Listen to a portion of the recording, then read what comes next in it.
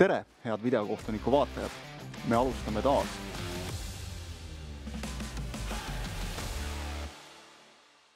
Te võib-olla imestate natukene, miks ma nii ütlen, sellepärast, et tegelikult videokohtuniku uue hooaja esimene episood on juba teieni jõudnud tavapärasel kujul, nii nagu eelmisel hooajal. Aga, et oleks natukene värskust, me proovime ka sel hooajal midagi uut moodi.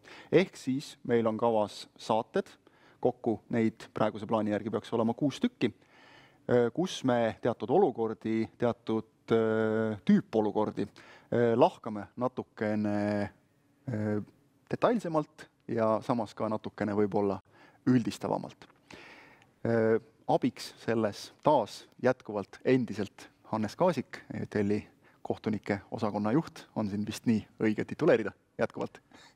Jah, väga kenasti öeldud ja väga rõõm on olla siin ja ootusärevus uue lähenemise juures ja kindlasti saab see olema äge projekt. Ja meil on ka igas saates külaline ja esimesel korral tegevkohtunik Kevin Kaivoja. Väga hea meil on olla siin ja aitäh Hanne sellise toreda pakkumisest. Ma ütlen sulle kohe, Kevin, rahustuseks ära, et me nii-öelda ei pane siin tanki, kellegi teise otsuseid sa siin kommenteerima ei pea, plusse miinuseid jagama ei pea, aga loomulikult meil siin valikus juhtuvad olema ka mõned mängud, kus sa oled ise olnud, kas siis videokohtunik või väljakukohtunik, nii et nende kommenteerimisega on võib-olla sul ka natukene lihtsam, aga sinu kui kohtuniku pilk on väga teretulnud. Ehk siis jah, nagu öeldud, me natukene vaatame detailsemalt, kuidas üks või teine olukord välja nägi, me saame neid siin natukene kerida ühele poole, teisele poole ja tõesti siis üldistada ka, saan juba öelda, et näiteks esimese saate põhjal meil on siin 3 nii-öelda teemablokki ja sinna vahele siis teeme Kevin sinuga ka natukene juttu, aga jah, Hannes, võib-olla sa oskad nagu täpsemalt öelda, et meil on nüüd ainult mõned voorud mängitud, aga kas mingisugused asjad hakkavad juba välja ka joonistuma natukene mingid mustrid? Eks need traditsioonilised olukorrad, karistusalad ja punaste kaartide, need nii-öelda põhialateemad on juba välja selekteerunud ja nad on üsna samad, nagu nad on olnud läbi hooaegade ja kindlasti mitte ainult meie liigas, vaid üle maailma kõikides jalgpallimängudes. Aga kui me esimesele siis voorul oleme joone alla tõmmanud ja võrdleme siis seda 10 mängu teisest ja 3. voorust, mida me täna siis lahkama hakkame, siis kõigepealt suur kummardus mängijatele, et põnevad mängud on olnud ja on hea näha respekti väljakul, et meil on rahulolematuse eest antud ainult 1 kaart. Et kapteni ja kohtuniku koostöö, mida me oleme siin eelmisel aastal juurutanud ja ka hooajaeelselt klubidega veel rõhutanud, kindlasti aitab pingeid maandada ja on üks selline hea võimalus mängu imidži parandamiseks.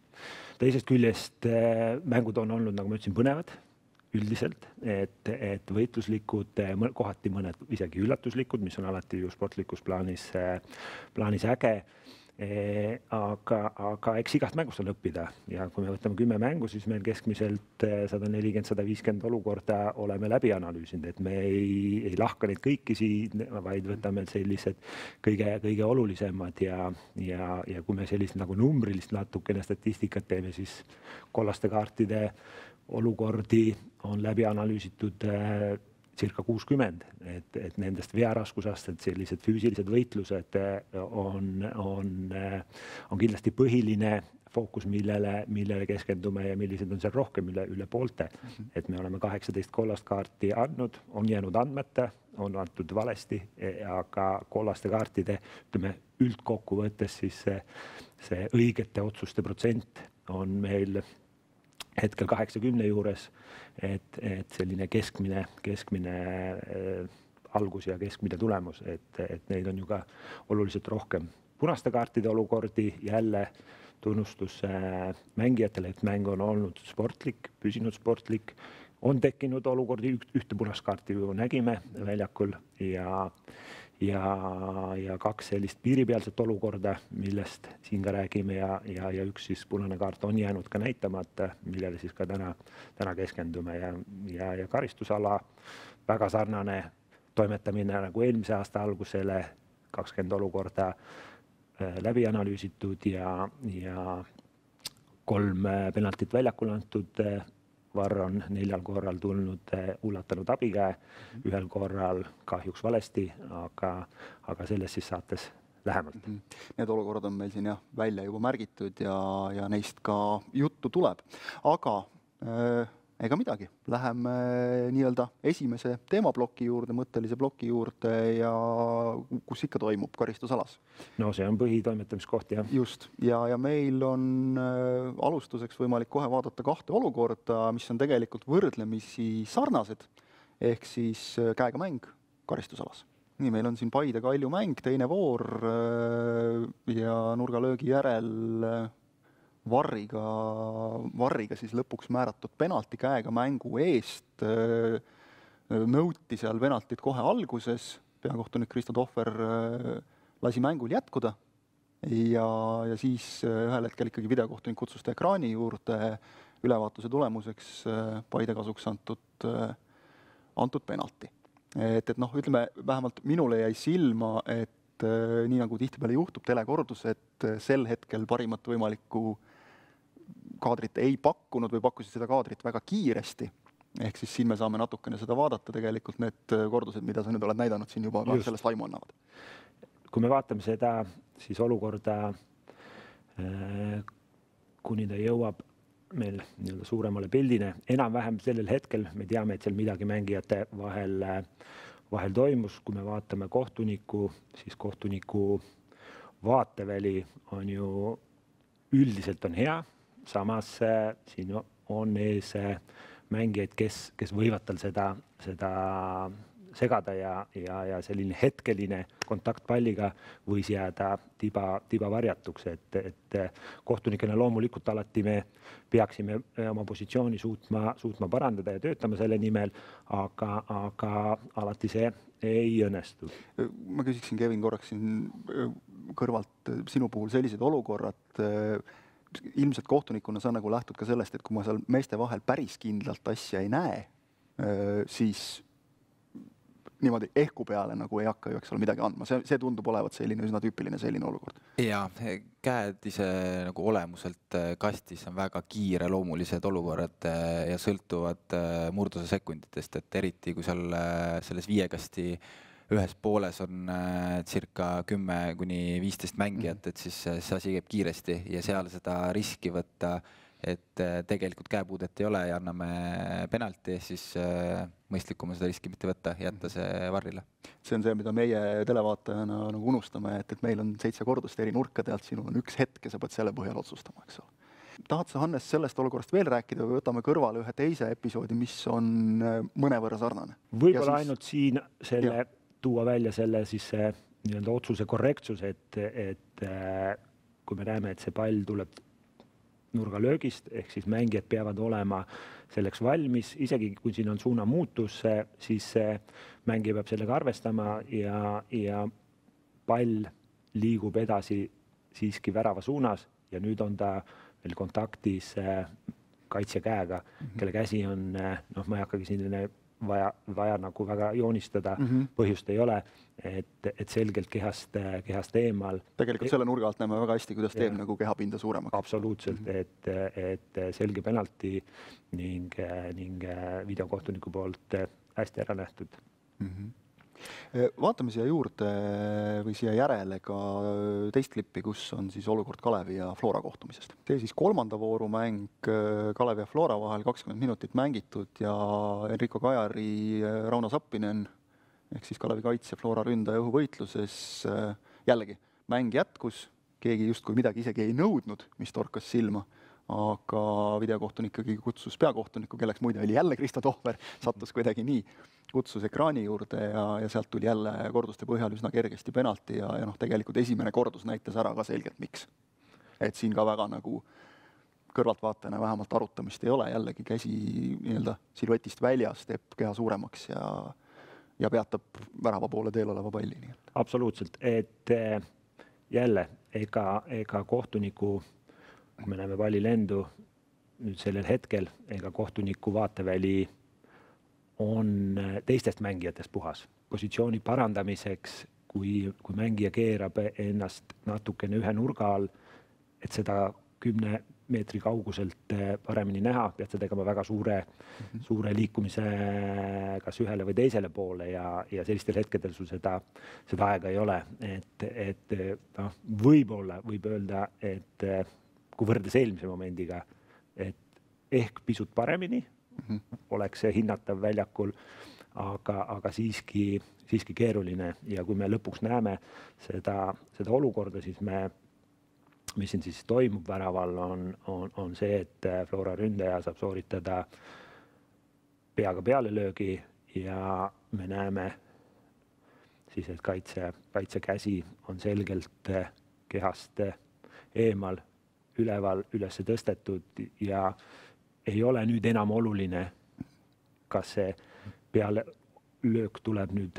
ründaja peast sealt samast number 11 või oleks ta sealt varem tulnud, ehk siis ei ole üllatusmomenti, mängija läheb võitlusesse, tal on käsi üleval, penalti, see väike distants, et see niisugune lõpuks meetri pealt, siis sellel enam tähtsust ei ole. Nüüd üks asi, mis neid kahte olukorda minu meelest ühendab, oli see, et mäng läks päris pikalt edasi. Vahel juhtub seda, et pall läheb kohe out'i, saab kohe panna mängu seisma, saab kohe asuda kontrollima. Siin mõlemas olukorras juhtus nii, et mäng jätkus ja jätkus ja jätkus.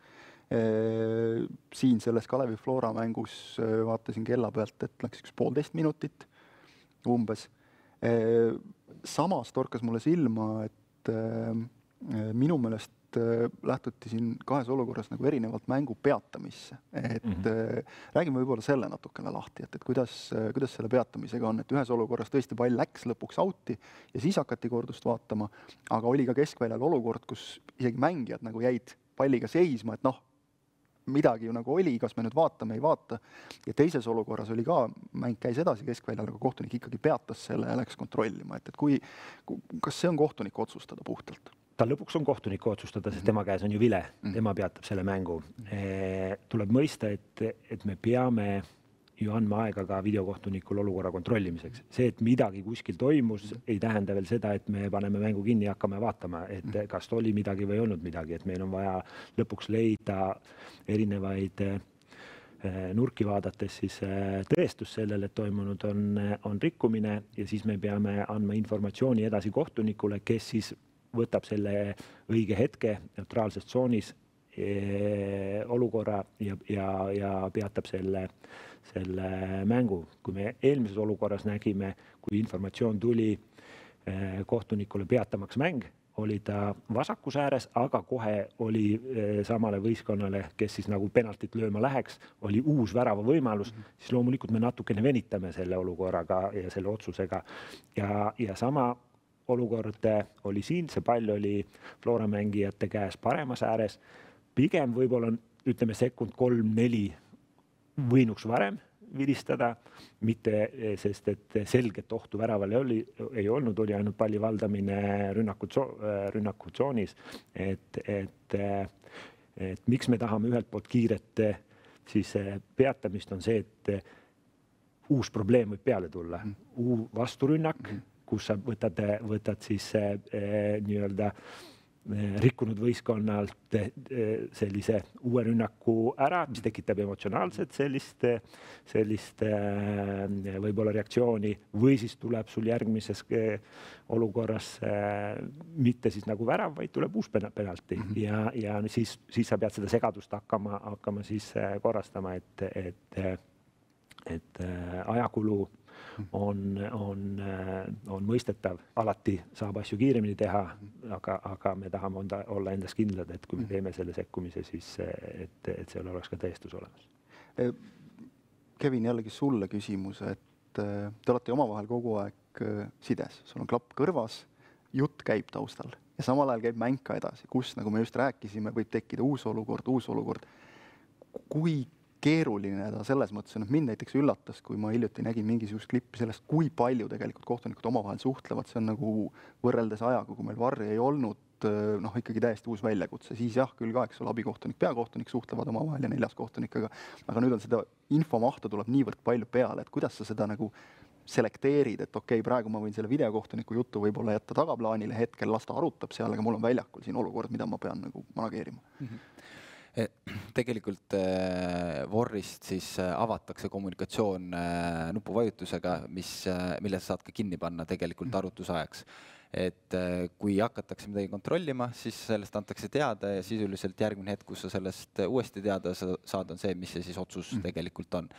Et väljakul, kuna olukordi tuleb peale, tuleb ka muid asju, siis sul on fookus järgmistes asjades. Et tegelikult väljakul see ei häiri ja sellega on väga lihtne, ütleme, toime tulla, et sa tead, et nad teevad oma tööd ja sa saad sellest teada siis, kui neil on enda asi kindel, et siin peab nagu Vorris olijad peavad ka natukene siin kas või selle nupuvajutusega nii-öelda peakohtunikuga säästma ka mõnes mõttes, et nii-öelda ebavajalikku infot sinuni, kui sa väljakul oled, ei lase, eks ole. Jah, täpselt. Nii, aga ma arvan, et need 2 olukorda said praegu selgemaks, aga nagu sa ütlesid, meil oli kahjuks ka üks olukord, kus VAR sekkus ja poleks pidanud.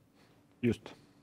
Oleme siis Kuressaares, nüüd kuskilt sealt tribüüni tagant tuleb väga pikk Audi sissevise, nagu näha.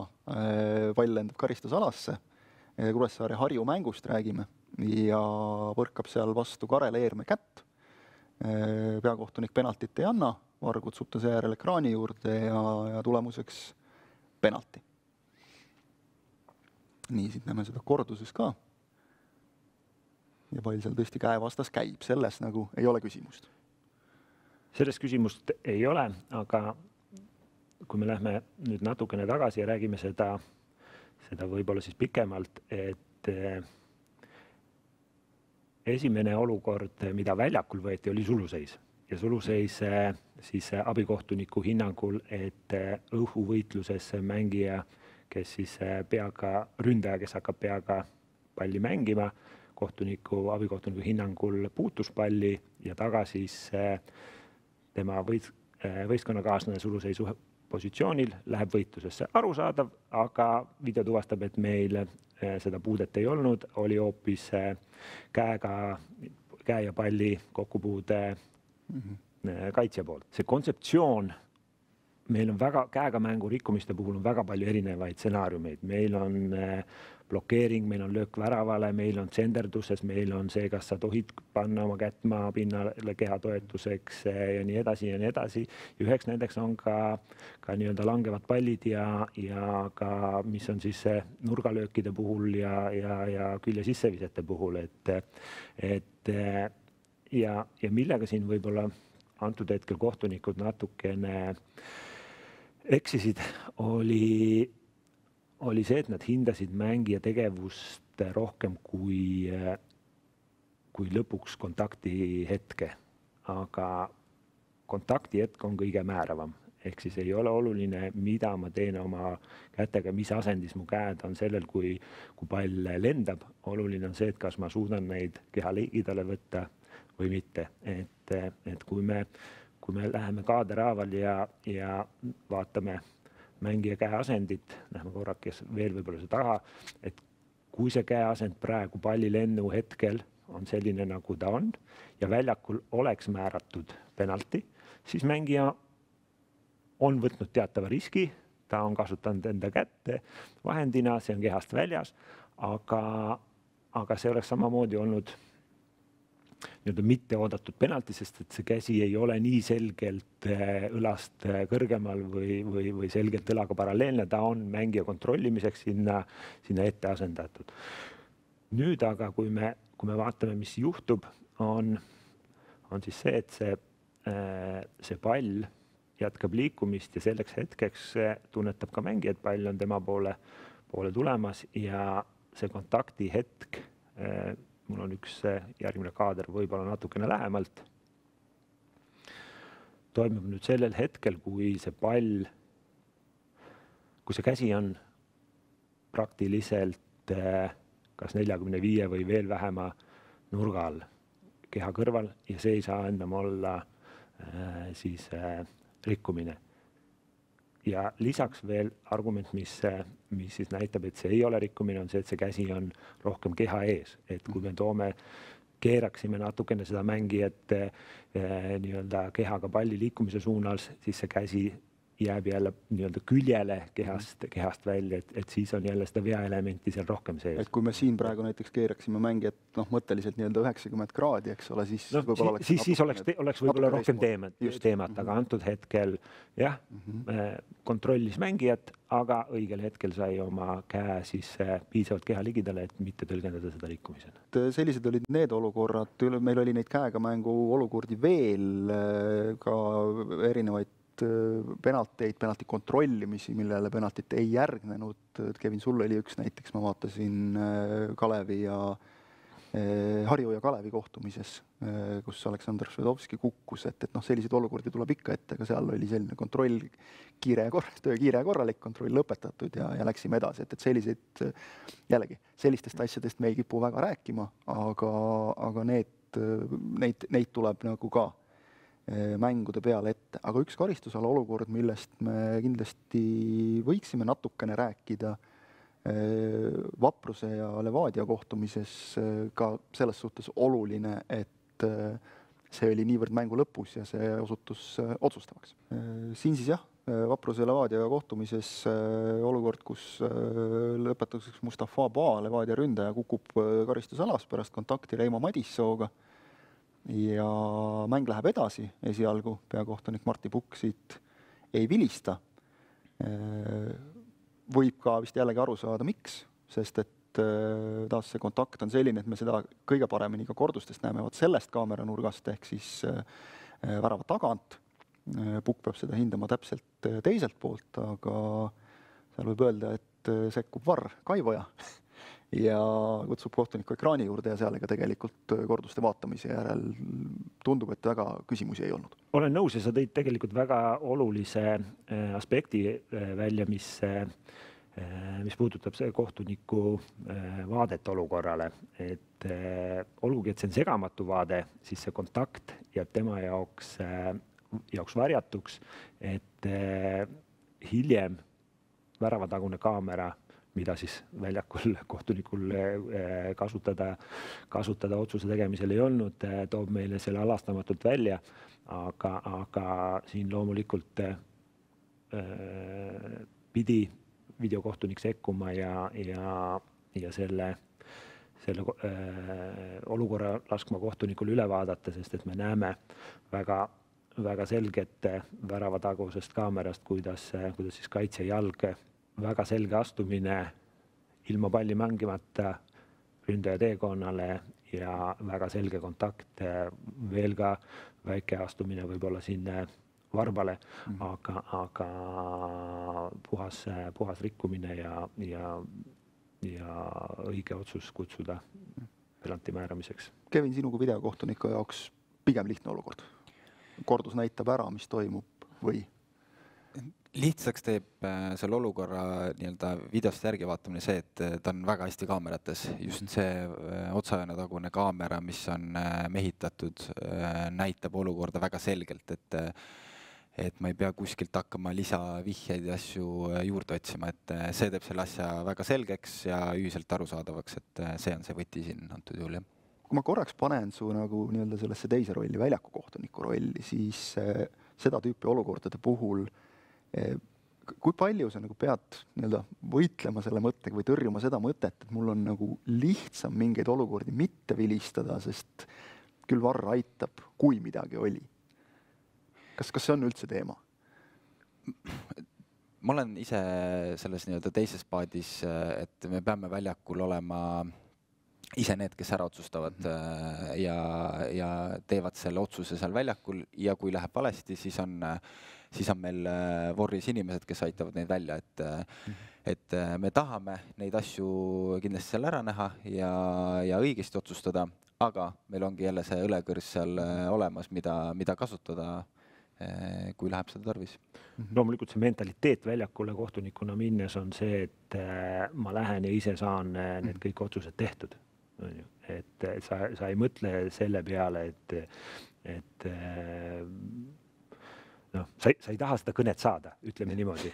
sest see kõne ju ütleb seda, et ju sa oled jätnud midagi siis nägemata. Jah, pärast me võime öelda, et sul oli see halb nurk ja sa ei näinud, aga ja saab mõista ja nii edasi, aga sa tahad sinna minna sellisena ja tulla teha need õiged otsused väljakule ära. Pigem siis muidu tekib, eks ole, see küsimus, et miks sa nagu üldse seda tööd teed, miks sa oled seal, eks ole.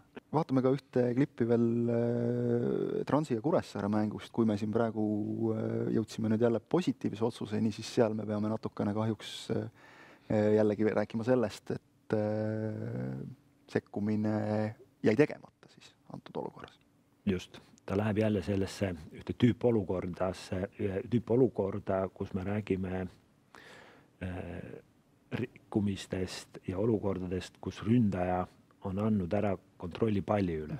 Selles olukorras, vapruse olukorras oli tavaline mängijale jalgteekonnal ette kukutamine, aga ilma selle veata sama ründaja oleks saanud selle palliga edasi minna.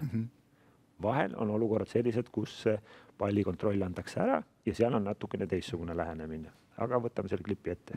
Transi Kuressaare kohtumine, teine voor, 37 minut ja päris mitu minutit uuriti, kas on penalti, aga siis lasti ikkagi mängul nurgalöögist jätkuda.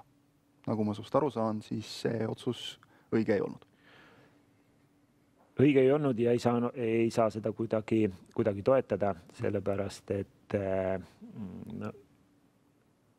eks iga olukord on komplitseeritud, aga kui me paneme ta skaalale raskusastmest, siis pigem mitte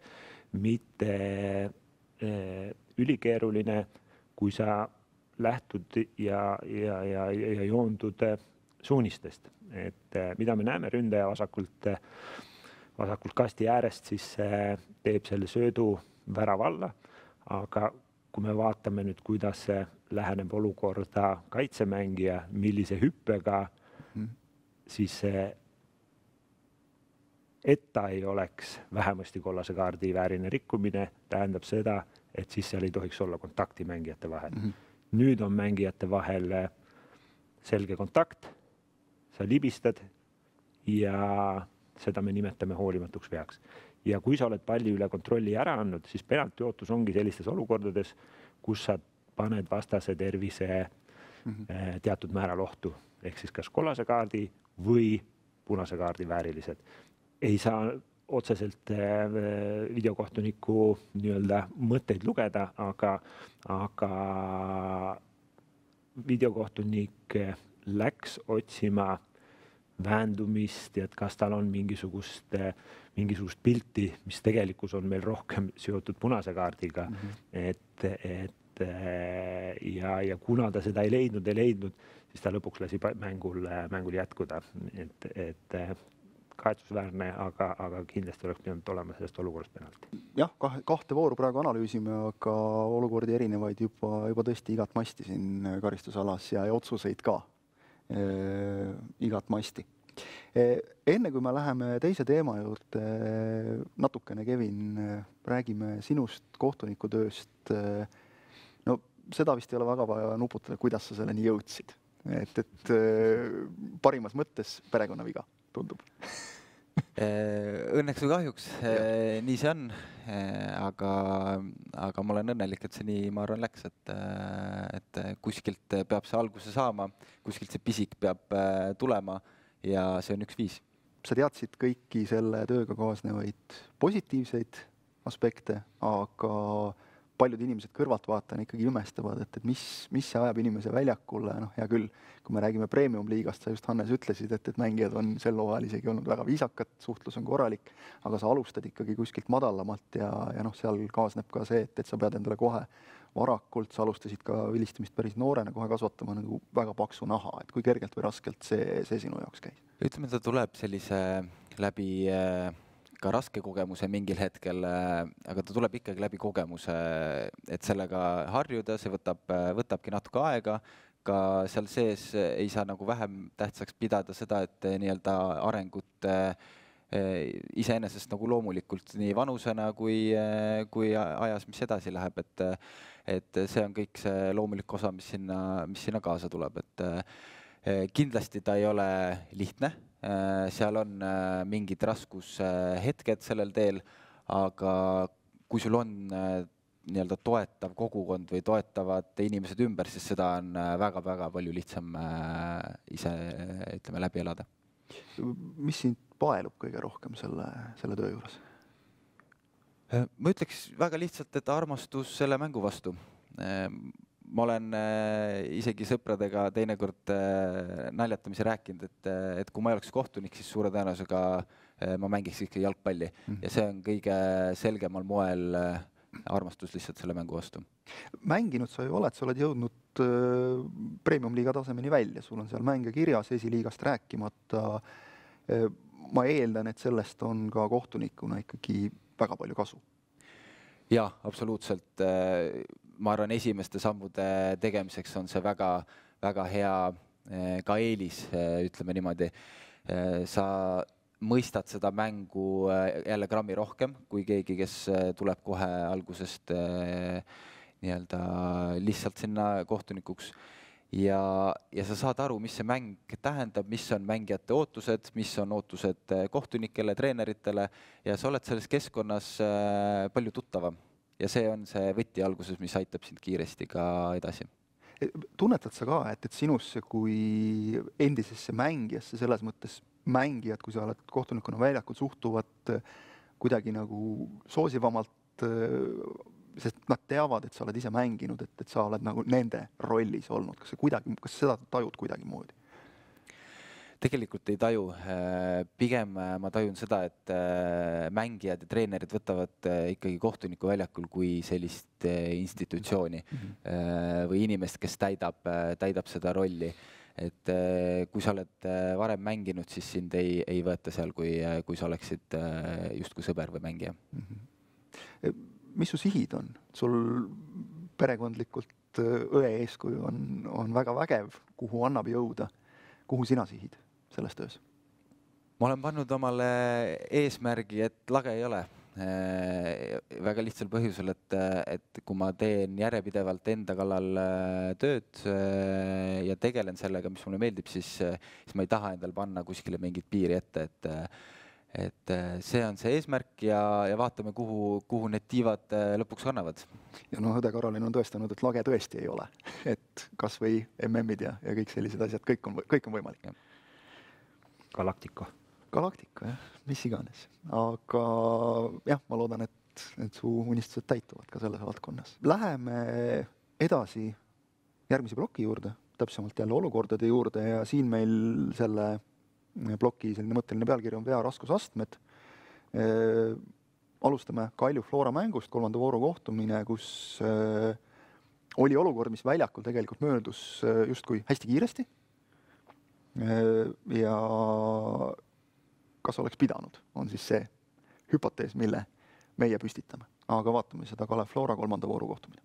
30 minutit mängitud selles mängus, kui Kalevi äärekaitse Iron Kollo teeb vea Flora ründajale Roonas Appinenile. Viga fikseeritakse. Kordusest on näha ka, mehed lepivad ära kiiresti ja läheb mäng edasi. Aga kui me nüüd vaatame kordusi, siis näeb see välja oluliselt koledam, kui ta nägi välja otsepildis ja täiskiirusel. Tunnustus loomulikult videokohtunikel, ehk siis siin tunnustus loomulikult videokohtunikele, kes oma tööd tegid oodatult korrektsel tasemel, et kõik võitlused, kus meil on võimalik kõrge tabamine, on ka võimalik punane kaart õhus. On ju. Ja kuidas me sellele siis nagu kuidas me läheneme, et me kõigepealt, meil peab see äratuskell minema või häirekell helisema siis, kui meil on olukorrad, kus meil on lahtine pall. Ja siis me peame hindama, kas mängija, kuidas ta olukorda tuleb, kas ta näeb vastast ja kas ta arvestab sellega.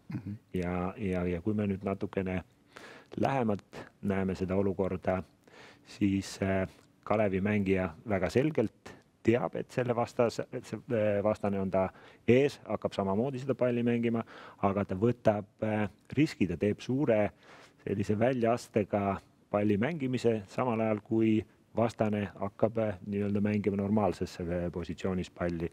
Ja kui sa võtad sellise väljaste, sõltumata sellest, et sa mängid palli, oled sa vastutav ka selle eest, mis siis edasi toimub. Ja edasi toimub meil kõrge kontakt siis tallaga ja mis pildi järgi näeb hullem välja, kui ta tegelikkuses on. Ja mida me siis siin arvestame, on see, et kui palju seda kontakti, kui palju seda jõudu sinna kontakti läks, kas kasutati nuppe või oli tegemist libamisi kontaktiga, ehk siis seda me saame tihti nii-öelda vihjeid ka sellest, et kuidas on see mõju vastasmängil, kas seal on mingit väändumist või mingit muud elementi ja kui me siin näeme, siis on see putsa välisküljega natukene alla libistades, pisut korke tabades, korke kasutades, aga see suurem jõud läheb siis nüüd võib-olla siis jalalabasse, mida võiks siis nimetada tavapärase astumisega kaasnevaks jõuks. Et hea kontroll, kiiresti informatsioon kohtunikule, et olukord on üle vaadatud, punase kaardi teemat ei ole ja loomulikult, kuna tegemist ei ole punase kaardi teemat, siis sellega videokohtuniku jaoks tööga lõpeb. Hiljem loomulikult on see selge kollase kaardi vääriline olukord, aga see ei ole enam nii-öelda videokohtuniku mängumaa. Hea näide ka sellest, et stopp-kaadrit vaatama jääda liiga pikalt kunagi ei tasu, sest et see ei anna täit pilti. Absoluutselt. Sul on vaja stopp-kaadrit ja lähivaadet, et tuvastada kontaktikoht, teatavad nii-öelda, kuidas on see jalg asetatud, aga sa pead seda dünaamikat, live-kiirust kasutama jõu hindamiseks. Meil, nagu sa ütlesid, oli ka üks punane kaart tegelikult selles või nendes kahes voorus, siis teises voorus täpsemalt Paide Kalju mängus, aga see on ka selge, et kui sul seal nagu väga palju arutada ei olnud, et kui jalg käib vastasmängija näos ja see vastasmängija just päris ise vastu maad ei kummarda, siis seal ei ole väga palju vaadata, veri oli väljas, ohtlik mäng ja selge punane kaart, et seekord selle olukorraga selles mõttes läks lihtsalt, aga kui me räägime Paidest, siis nende jällegi osalusel üks teine mäng, kolmanda vooru kohtumine Trans-Paide üle minutitel, Paide ründaja Henrik Ojamaa läheb olukorda võrdlemisi jõuliselt välja sirutatud jalaga ja ta põrkab seal kokku Transi kaitsja Artjom Škinjoviga. Kohtunik annab sellest olukorrast kollase kaardi ja see jääb ka jõusse. Ehk siis mida nägi kohtunike enda vaatevinklist oli see, et Paide mängija mängis palli, sai selle enda kontrolli alla ja siis tabas teda Narva mängija hilinenud jalalöök. Arvestades jalalööki jõudu, pidas ta seda nii-öelda kollase kaardi vääriliseks, mis iseenesest, kui me esmakordselt vaatame seda, võib ka nii olla, aga kui me hakkame detailidesse lähenema ja vaatame seda lähemalt, siis kindlasti see niimoodi ei olnud. Ja väga sarnane moment, väga sarnane lähenemine selle sama olukorraga, mida me just Flora mängus vaatasime. Lahtine pall, mõlemad mängijad teavad teineteise asukohast, järelikult nad peavad teineteisega arvestama, kuidas nad lähevad seda palli mängima. Praegu, kui me läheme kaader haaval, ehk siis Paide mängijal pall on eest ära veeremas ja Narva mängijale lähenemas ja Narva mängija üritab seda siis jalaga tavapärasel viisil mängida, nii nagu jalgpalli siis ohutult mängitakse, aga Paide mängija, et jõuda pallini, siis teeb selge väljaaste, mis on juba iseenesest teatava riski võtmine. Et see, et meil järgmistes faasides, järgmistes hetkedes nüüd on teatavat õnnetust selles olukorras ja ebaõnne, et toimub pallile astumine, sealt üles põrkamine ja nuppude, siis putsakorkide näitamine vastase poole, siis puhta õnnetusena seda võtta ei saa. See õnnetus tuli sellest otsustest, kuidas mängija läks palli kas kontrollima, palli peal palli mängima, et ja oluline on tulemus, ehk siis nüüd lõppkokkuvõttes läbi siis ebakvaliteetse palli mängimise oled sa loonud vastasele väga ohtliku keskkonna, kus siis mängija, kes mängib palli loomulikul viisil, saab tugeva kontakti. Ja õnnetuseks on siis kontakt ka säärepiirkonda, mitte labajalga, mis teeb selle jalgpalli mõistes jälle kõrgeks, ehk siis väga vigastusohtlikuks ja suures pildis võib näha õnnetusena ja ebaõnnena, aga detaile hinnates tõsine viga ja punane kaart. Ning selle taha ka jäi see VAR sekkumine, kes sekkumata, kes läks seda suurt pilti vaadates ja lugedes seda õnnetuseks. Jah, loomulikult ta kohe tuvastas, et see ei saa olla Narva mängija kollane kaart. Kollased kaarte me ei puutu, aga et ta ei hinnanud seda kõiki aspekte arvesse võttes, et see võib olla punane kaart Paide mängijale. Vaieldamatult keeruline olukord mängu lõpus ka, kui on olnud väga jõuline mäng, nagu siin mängus ka tegelikult kaarte tuli palju ja selline kompromissitu võitlus, nagu meile meeldib öelda seda klišeed kasutades. Ma eeldan, et see muudab ka selles mõttes sinu töö keeruliseks, et vea raskusastme hindamine mingi mängu kontekstis. See on natukene keerulisem, ma arvan, et sa ei taha, eks ole, ka kohtunikuna tihtipeale kohe alguses ei taheta anda neid kohe kollaseid kaarte, aga kui see mäng on algusest peale jõuline, siis kas võib juhtuda, et mingil hetkel, kui sa pärast vaatad, et see otsus sinul kohtunikuna libises nagu silmalt läbi just selle tõttu, et mängu üldine selline jõulisuse foon oli keskmisest kõrgem? Meil kohtunikuna on tegelikult väga palju teisi tööriistu kui ka kollased ja punased kaardid. Väga hästi on tegelikult näha näiteks suulisi hoiatusi, aga seal on ka veel peidetud hoiatused, ka lisaks muud suhtlused mängijatega.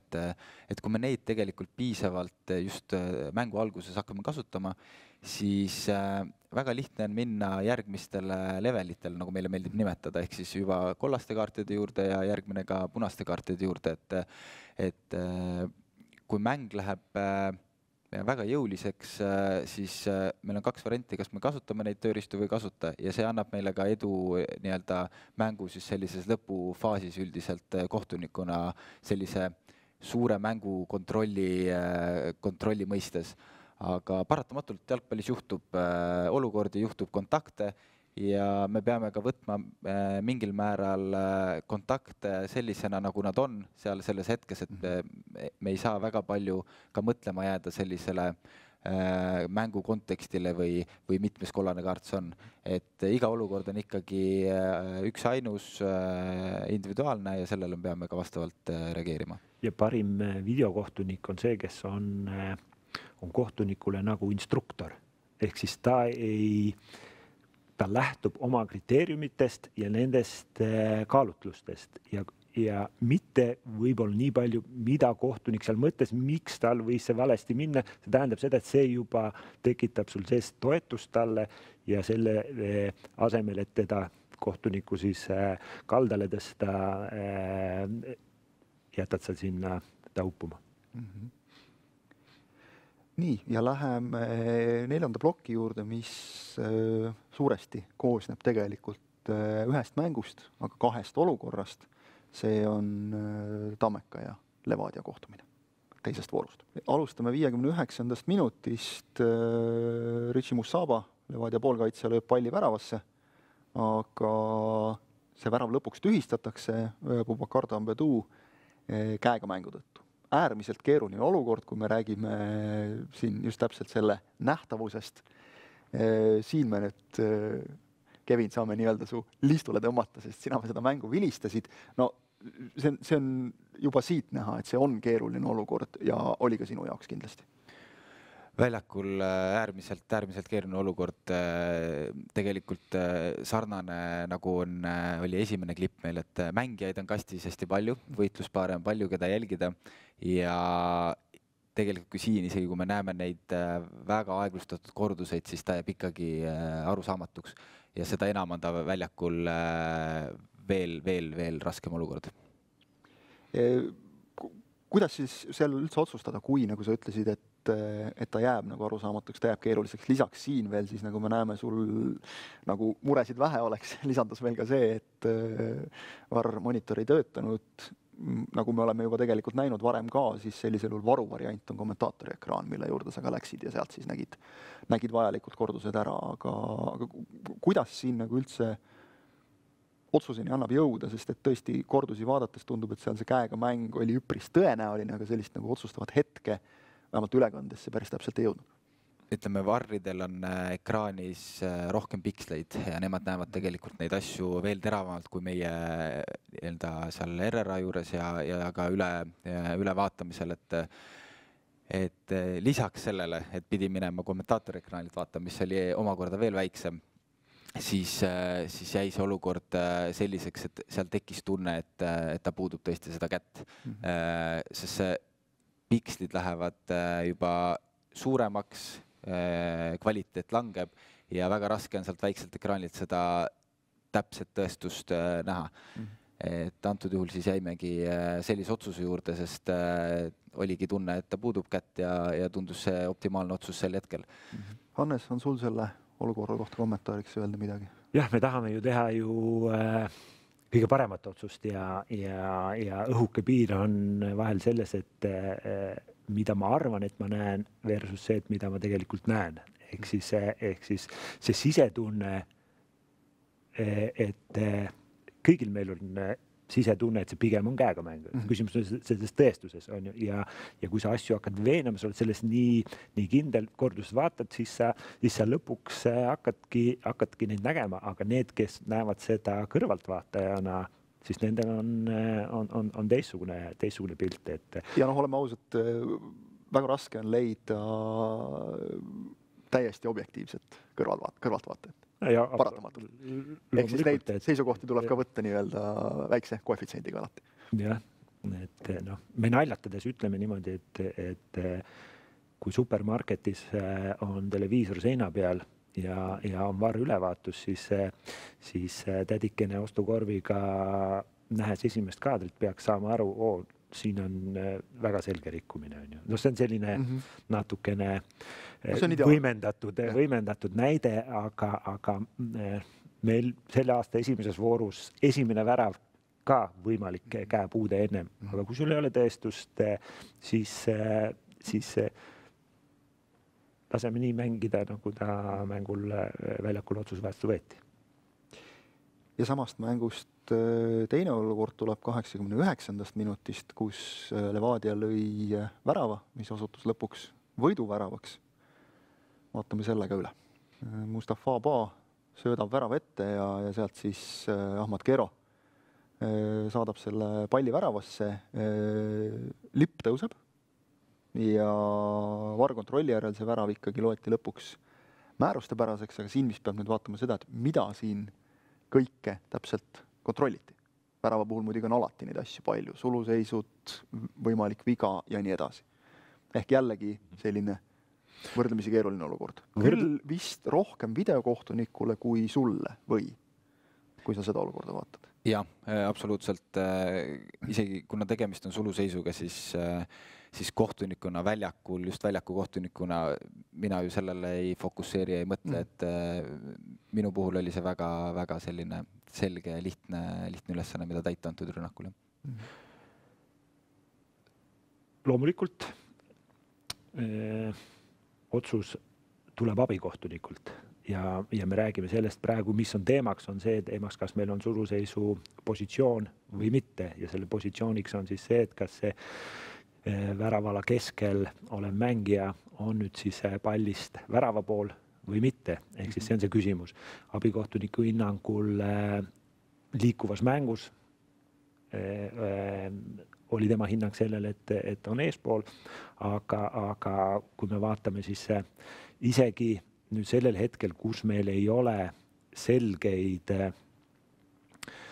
90-kraadiseid vaateid, siis me saame väita, sest et me näeme, et selle ründaja keha ei saa olla kuidagi eespool, kui on see jalg, sest et ta on teisele poole kaldus. Ja kui me vaatame selle palli asukohta, siis tuues ta otse maha, on ta, ütleme, väikese nurga paned siia juurde rahvli selle koha peal enam-vähem, mis tähendab seda, et väga selgelt, kus see siin nii-öelda need jooned siis kokku saavad, et meil ei saa olla tegemist suluseisuga. Et olukorrad, kus me saame väljaku märgistust enda kasuks või ütleme õige otsuse kasuks ära kasutada niimoodi, et ei teki kellelgi küsitavusi, siis me saame suluseisu otsuseid teha ka hoopis teistsuguste nurkade peal. Ja siin vist eksitas natukene see kordusi vaadates, et tekkis veel tunne, et äkki seal väravalööja võis teha kaitsjale vea seal värava ees, kuna kaitse jäi pikali maha. Aga see ilmselt mulje tekkis ainult televaatajal, et see tegelikult, ma saan aru, teemaks ei olnud siin selles klipis. Ei. Et see on nüüd see näide ilmselt, kus nagu VAR vaatab ühte asja ja natukene võib-olla saaks olla, ütleme, isegi mitte, et me kellelegi midagi ette heidame, aga lihtsalt VAR-i areng ja me teame, meil on see nii-öelda Eestis VAR light, et kus saaks olla asi natukene klaarim just nimelt vaataja jaoks. Aga iseenesest lihtne olukord. Jah, ega tähelepanelik ja võib-olla peensusteni tundev siis televaataja või publiku huviline, siis ega ta ju nägi, et lipp tõusis. Järelikult lipp tõusis suluseisumärgiks ja kuidas me taas alustasime vabalöögiga või ütleme, milline oli see kohtuniku otsus, sest me taas alustasime väravaga, aga esmane, milline oli kohtuniku siis reageering olukorrale, oli käsi püsti suluseis, et need on need vihjed, mis tegelikult kõnelesid kohe ära, mis olukorraga meil tegemist. Kes seda veel ei tee, siis soovitus, et jälgige ka hoolikalt, nagu mida kohtunikud teevad sellisel hetkel, siis saate sealt päris palju aiu. Väga palju infot tuleb. Just. Sellised olukorrad seekord. Meil kindlasti tuleb neid veel, sest nagu näha, siis 2 vooru pealt juba tekkis selliseid arutelu küsimusi. Aitäh sulle, Kevin. Väga palju oli abi sinu kui kohtuniku pilgust asjadele.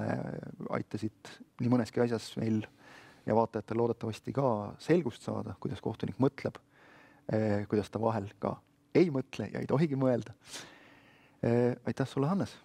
Ja sinuga me kohtume loomulikult kaamerate ees veel. Mine tea, Kevin, võib-olla sinugagi, sest et ma loodan, et see projekt meil ei ole siin ühekordne, vaid pikaajaline, aga mitme hooaja lõikes jätkub. Aitäh teile vaatamast. Nagu öeldud, siis me seda asja ajame sel ajal natukene uut moodi, ehk siis meil neid pikemaid saateid on siin tükki 6, aga sinna vahele mahuvad loomulikult ka sellised mullusest tuttavad nii-öelda tavapärased saated, kus me siis lühidalt võtame kokku rohkem kõneainet pakkunud episoodid. Ja kindlasti edaspidi meil on plaanis ka kaasata natukene teid, head vaatajad, ehk siis saate meile saata küsimusi sellesse saatesse. Soccer.net sotsiaalmeedia kanalitel hoidke silma peal kindlasti, kui meie järgmine saade on tulemas, siis me seal juba viskame nii-öelda õnge vette ja küsime teilt ka, siis saate uurida. Meil on siin, ma loodan, taas mõni tegevkohtunik, kes oskab jälle natukene ka mingisuguseid asju avada, aga selle me kuulutame ka kindlasti välja, kes, kus, kuidas ja millest räägime. Seekord nii, aitäh teile veel kord ja aitäh teile, kohtumiseni!